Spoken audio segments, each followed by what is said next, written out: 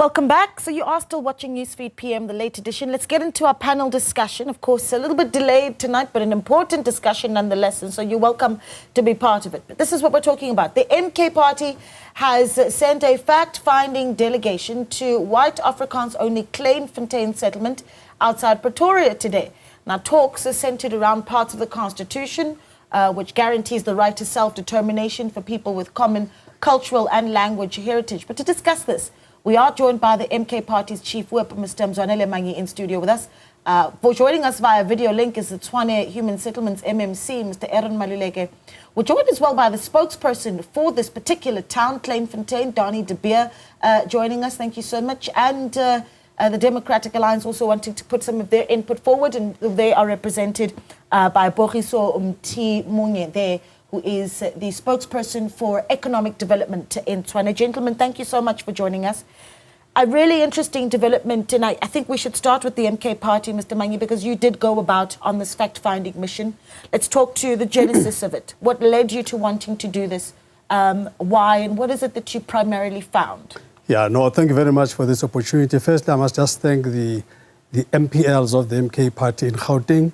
They raised this issue with the Premier on their Q&A on Rule 130 to deal with the issue of Kleinfontein, to make sure there are no apartheid enclaves as we perceive it, as it were. So that was the first thing. So followed to that, we then, as the MK party in Parliament, were, as a government in waiting. By the way, it's important for everybody to know that we are not an opposition party in the sense of the word of the DA, that we're a number two, that we're in opposition trying to correct the ANC, whatever they were doing.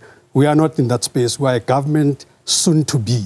We're a government in waiting. We're contesting number one. So for us as the MK party, part of this was to talk to the stakeholders, to prepare them for us as the MK party as we take over. And part of that was to look into the Constitution and look at some of the clauses which are not properly understood. One of those clauses is Section 235 of self-determination. Now, that clause has been, let's just be nice, because as MK party, we're not the fighting party. We're adults. So we're saying, we think that people have misunderstood Section 235. That section does not create apartheid states. That section does not create whites-only area. That section was meant to actually ensure that all cultures are actually protected and all that. But we can't protect the one by excluding the other. So that's the thing. Now, we want to say to people of Kleinfontein, people of Oranje, people of Eureka, because they are constitutionalists, we want to say to them, they must look at they mustn't go very far. Start where the Constitution starts, at chapter 1. See that the issue of freedoms is guaranteed in chapter 1. It's one of the cornerstone values of this Constitution, the human dignity, equality. All of that is in chapter 1. And the importance of this being in chapter 1, although you can also find it in chapter 2 in the Bill of Rights, but the importance of finding it in chapter 1 is that any change that is in chapter 1 requires 75% majority, not the 2/3 that you find in the rest of the Constitution. In chapter 1, which just shows the weightiness of that chapter. And also in that chapter 1, there's a section there that deals with the supremacy of the Constitution, that any act or conduct not consistent with the Constitution is null and void. Now, to be here and being told about some agreement in Codesa, some agreement between the ANC sellout arrangement with the people in Codesa, all of those agreements must be tested against the Constitution as the Constitution stands. Now, we can't be held to ransom here because of some sellout agreement that would have happened before our time. We're not interested in that. We're interested in the rule of law, the Constitution as it currently stands. And as it stands, this Constitution, it does not want discrimination. It wants human dignity. Now, if I go to Kleinfontein today, I had a discussion here with Dani and Rian and all of that to say, if Manyi has to be in Kleinfontein, what would it take? Then they mention all kinds of things. A very elegant thing that in the sum total, because you're African, you can't be there. For instance, they would say, no, we don't discriminate on race, but we are here to make sure that our culture is preserved. So as long as you accept our culture, you accept our religion, you accept our whatever, and you accept. So basically, for me to live in Kleinfontein, for me to live in Oranje, I must renounce myself, I must denounce myself, I must be out of myself. Okay. I must assimilate. Let me just complete this point. Yes. I must assimilate. I have a problem with this because then it means that their understanding of preservation of their culture means excluding other cultures. That's not what I mean, if Dani or Rian or any Afrikaner had to go to KZN, any place in Zululand, anywhere in there, they would be welcome. If they were to go to Eastern Cape, anywhere, they would be welcome. It doesn't matter whether it can go to Limpopo, they'll be welcome. Why can't I be welcome as who I am in Kleinfontein? Why can't I be welcome as who I am in Oranje? Why must I accept? Why must I assimilate? This is the problem. Right. So we're saying Section 235 of the Constitution must be amended. And the amendment is a very simple one. It's just to clarify that that section does not create an excuse for apartheid enclaves. Right. Yeah. And this is what stands out. Again, you describe it as an apartheid enclave. Dani, I want to bring you in here. Thank you so much for making time for us. I mean, you, as well as Mr. Manyi, would have had a very busy day in conversation with each other, and perhaps we're able to get some nuggets from that discussion. Mr. Manyi talks about the right to self-determination in the Constitution not superseding, for instance, the importance of protecting human rights and freedoms and non-racialism, non-sexism and other parts that are raised in Section 1 of the Constitution. Firstly, Kleinfontein, would you describe it as an apartheid enclave? So as myself, Naledi Moleo, could I, as a black person, find space to live within the community of Kleinfontein? Absolutely not. Apartheid and Kleinfontein can't even be mentioned in the same sentence. Apartheid is long dead, buried, will never ever return again. Kleinfontein is all about culture. It's not about race. And it's a pity that news has to grasp and confuse culture and race.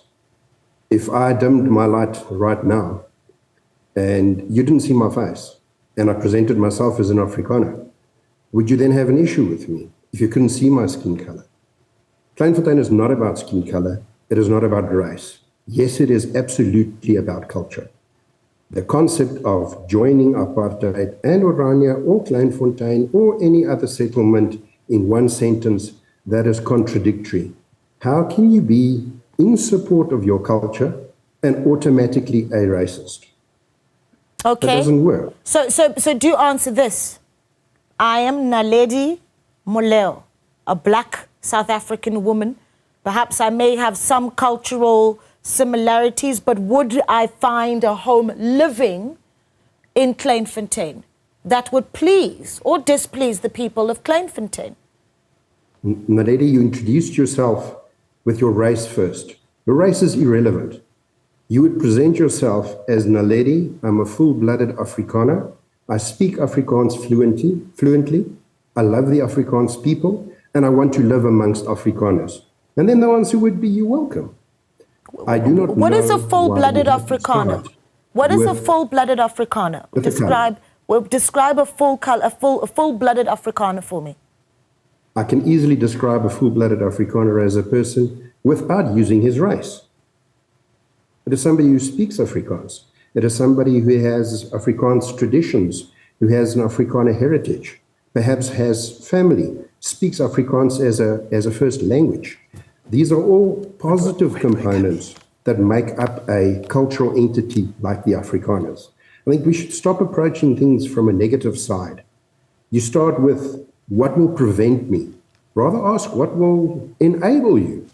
And yes, with Mr. Manyi, we had a good day. We had a busy day, and we discussed a lot of topics. Okay. And amongst them, the race question came up, but was dealt with. It is not about race, it is about culture. So I would need, just briefly, because what I'm hearing is I would need to describe myself as a full-blooded Afrikaner with love for the Afrikaans people. I mean, how... And speak Afrikaans. Yeah, you see, what I really think that, firstly, I must give them a compliment for receiving us warmly and all of that, and with a mature discussion with the people of Kleinfontein. I want us to continue on that theme. If they go to the, I've quoted chapter 1 in the Constitution. Now I can even take you to chapter 2 on the section on equality. Subsection 3 lists all the things that you cannot discriminate on the basis of. One of them is race, sex, and this, but one of them is culture. So the point that he's making is not sustainable in terms of the Constitution in the Bill of Rights, because the Constitution says you cannot use the culture to exclude, and this is what they're doing. They're saying, no, we're not using race. Okay, tick a box, you're not using race, but you're using culture. You are saying I must be a full-blooded Afrikaner, I must love Afrikaans, I must assimilate in Afrikaans and all of that. So if I don't do that, then I'm not accepting that culture. And because I'm not accepting that culture, I'm excluded. And I'm arguing that the Constitution says you cannot exclude on the basis of culture. I don't want to lose my being an African for living in Kleinfontein.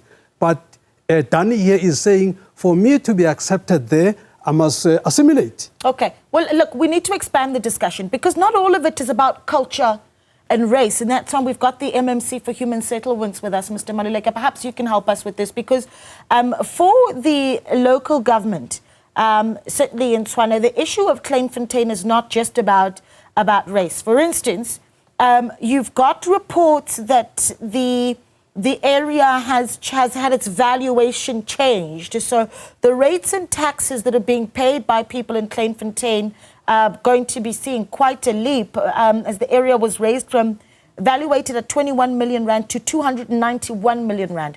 What's the position of Tshwane on the legality of Kleinfontein and certainly the concerns that you are having with the community of Kleinfontein and how it's able then to sustain itself?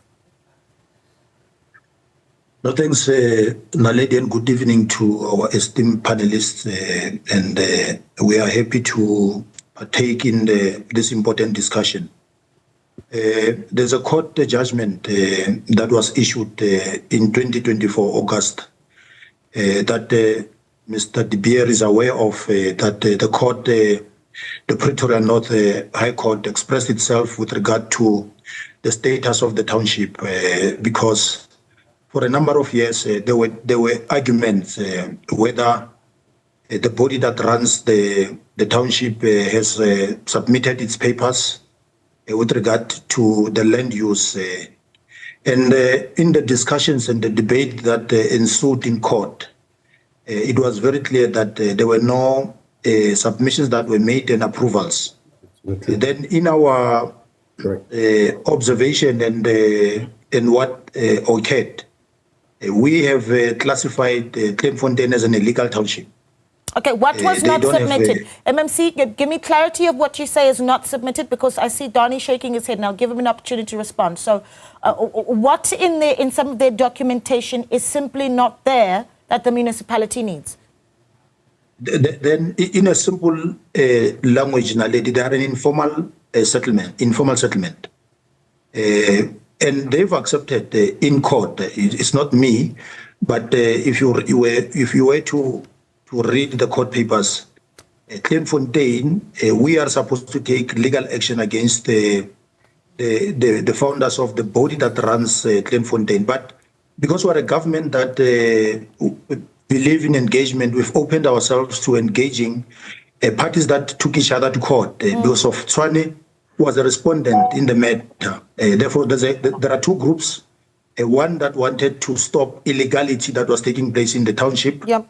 And court found against them, and Tshwane was ordered to take action against the illegal activities that are taking place with regard to building plans and other services that they've connected themselves, because in the long run, there will be degradation of environment, there will be contamination of underground water, because of people are using septic tanks that are not approved by council. And where we are now, we engaged one group, I think at the end of last year. We're going to do the same through the deputy mayor, because at the end of the day, Kleinfontein was zoned agriculture. And it can't be that people are having properties. It needs to be properly zoned so that we can then be able to collect our rates and taxes. We've lost millions and millions of rents. But in actual essence, we want to work with the community there to make sure that we are collecting what is due to the city.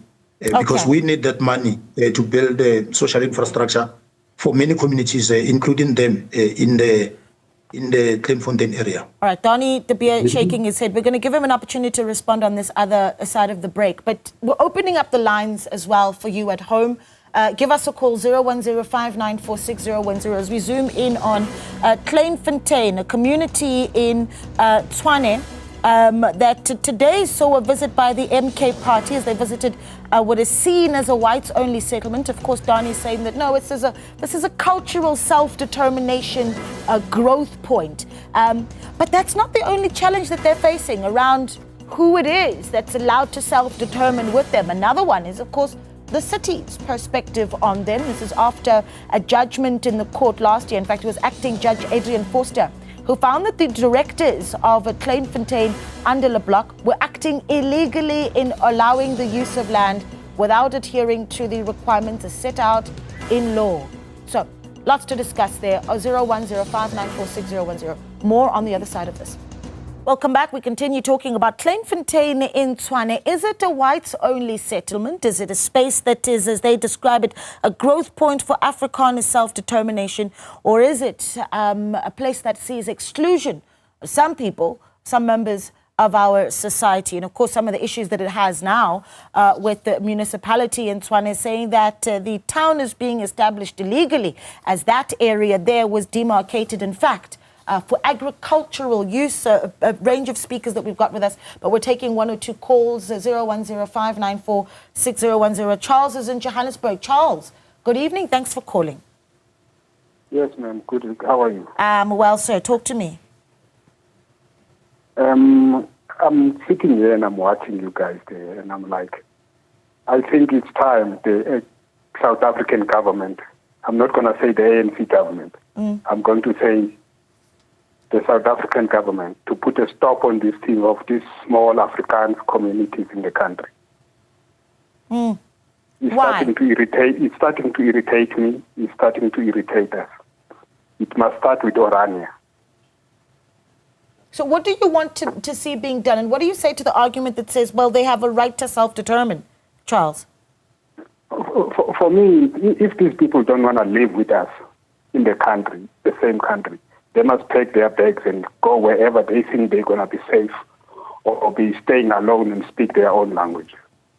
South Africa is for all of us. It's for everybody who live in it. All right, Charles. Anyone who's not happy to stay with everybody, with black, coloreds, and Indians, must just see where to go, but not in the country. Charles in Johannesburg. It irritates everybody now. It's irritating me. Charles in Johannesburg, we appreciate your call. I want to bring in the Democratic Alliance's spokesperson here, Boriso Mtimunye, who's joined us. Of course, Boriso is the spokesperson for economic development for the Democratic Alliance in Tshwane. Boriso, the position of the DA, you've heard the city saying they should not be there. This area is zoned for agricultural land. What's the position of DA in Tshwane when it comes to this town that is Kleinfontein? What needs to happen? To the extent that that the city phrases it with regards to land zoning rights, we completely agree.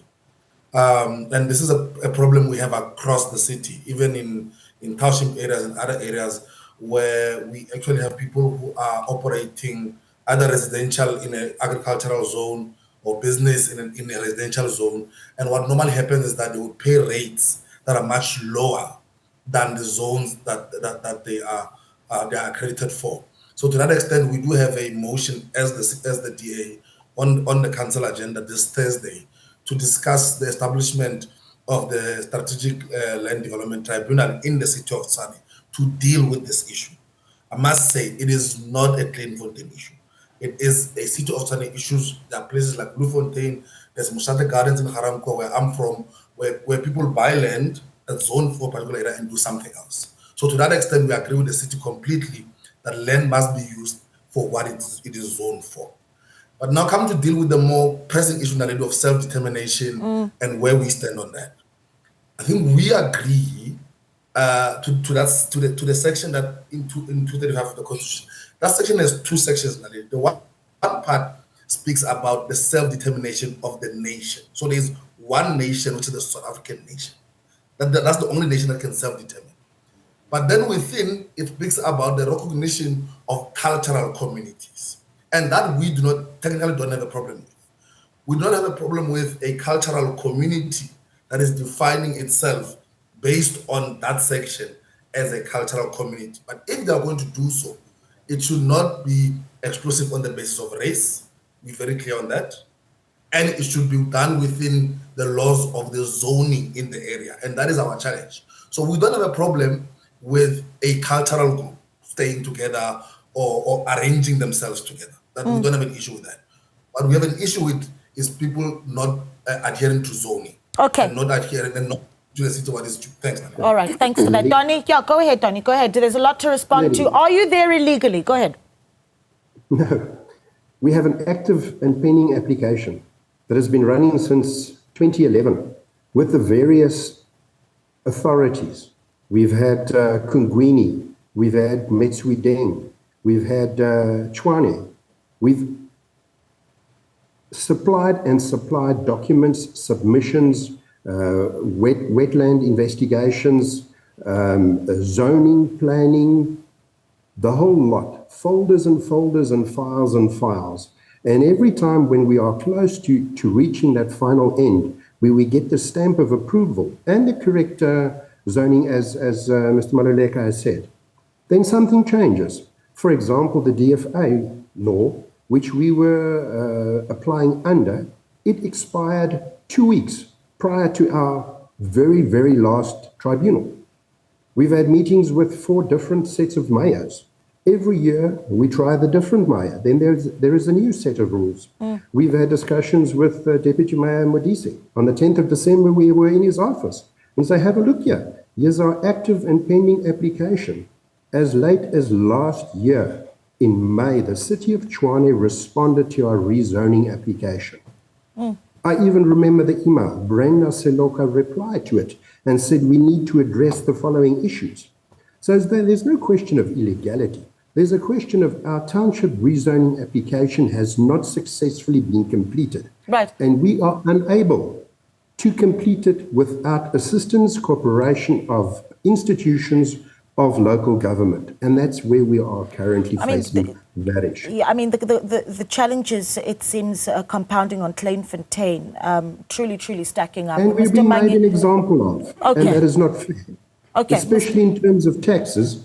In 1 month, one property was raised from 855,000 to 35 million in 1 month. How is a community, a self-sustaining community like ourselves, supposed to raise 35 million in 1 month? We're not wealthy developers. We don't have the Baldwins here. We don't have the Oppenheimers here. We are Afrikaners doing our own thing. The MK have seen today a sewage system built by ourselves, a water purification system built by ourselves. We are not millionaires and billionaires. Okay. All we ask for is a rightful chance for a place in the sun for ourselves.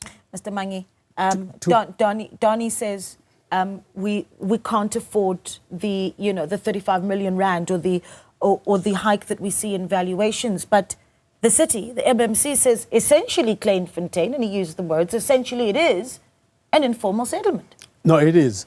I think, you see, we need to have a government that is going to treat everyone equally. And I'm not saying they must go and send red ants there like they do to the African communities. If Kleinfontein was the Africans that decided to do what they've done, they would have sent bulldozers there to flatten that place down. They've done it in many places in Gauteng.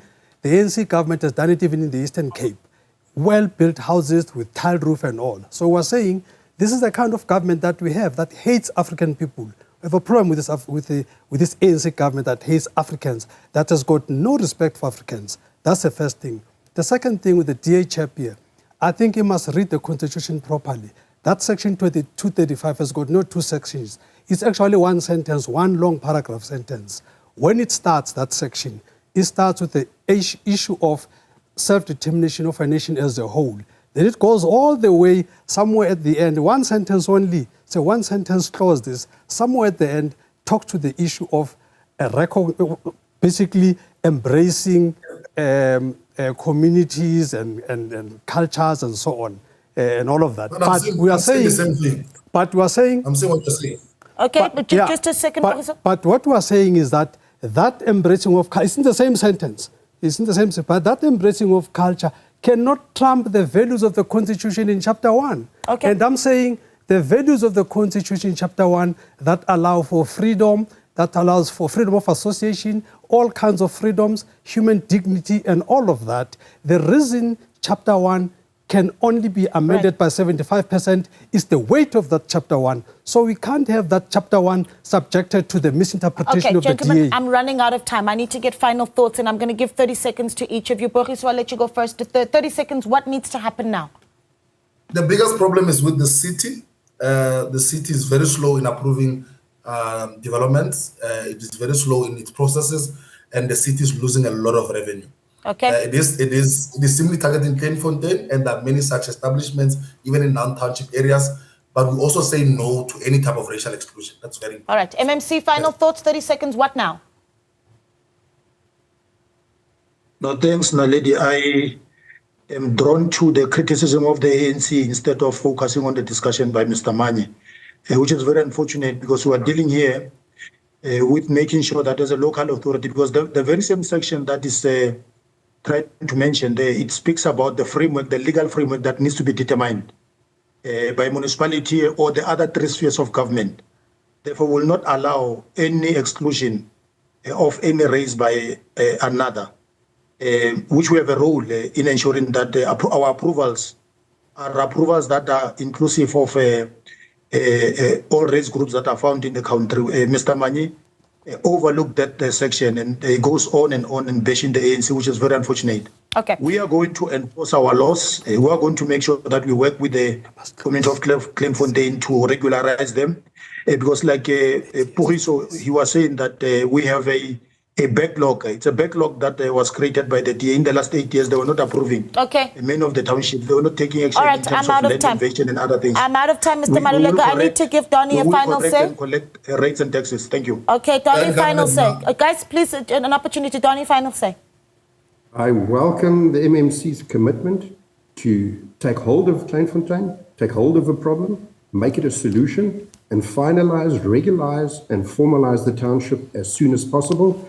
We look forward at discussions. We look forward at seeing you in your office with the deputy mayor or anybody else. Let's get this fixed. Okay, 20 seconds. The ANC could not do this in 30 years. They can't do it now. This is why we need the MK party.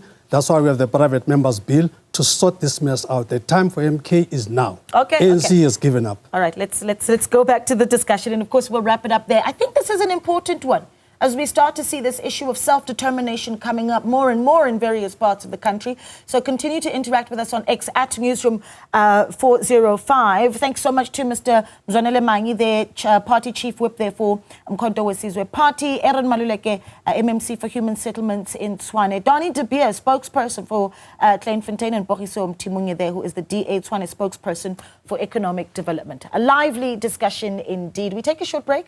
More news on the other side of this, though.